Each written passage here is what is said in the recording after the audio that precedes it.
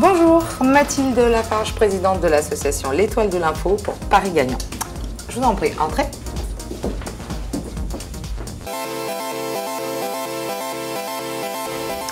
L'Étoile de l'Info a été créée en 2007 et a pour vocation de permettre aux jeunes où qu'ils se trouvent d'avoir accès à l'information et au savoir.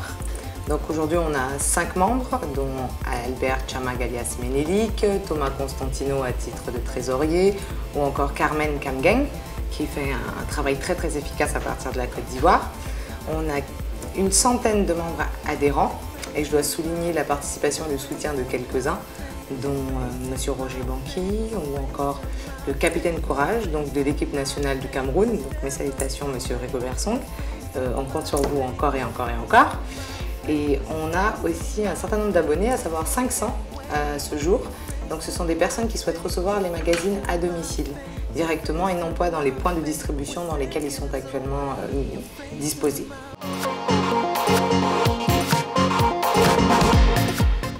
Les magazines de l'Étoile de l'Info s'adressent à un public d'enfants et d'adolescents francophiles. Donc le dénominateur commun, c'est la langue française.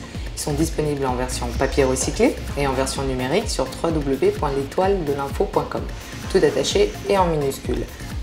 Nous avons 3 magazines, Ludo, éducatif et solidaire, 3 gratuits. Donc Cali Canard à partir de 6 ans, Cali Surf pour les 10-14 ans, et enfin l'Étoile pour les 14 ans et plus.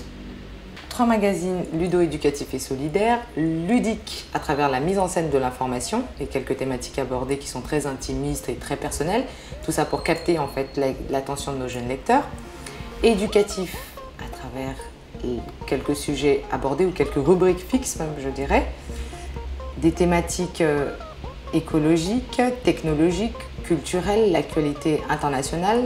On essaye de décrypter le tout et les enjeux du monde actuel pour les jeunes lecteurs. Solidaire parce qu'on a décidé chaque année de s'investir avec nos jeunes lecteurs dans une action solidaire. En l'occurrence, cette année, on accompagnera la rentrée du cœur dans la distribution de kits scolaires et multimédia. Alors, le bilan de nos activités. Aujourd'hui, c'est un peu tôt pour en parler. Parce on publie nos magazines que depuis avril 2008, donc on a encore du chemin à faire. Simplement, on travaille à l'élargissement de notre réseau de distribution, qu'on aimerait le plus étendu possible, et on compte bien sûr sur le soutien, l'appui d'organisations internationales telles que la francophonie, l'UNESCO ou des structures privées comme Danone, BIC et autres pour nous soutenir dans notre démarche et notre initiative.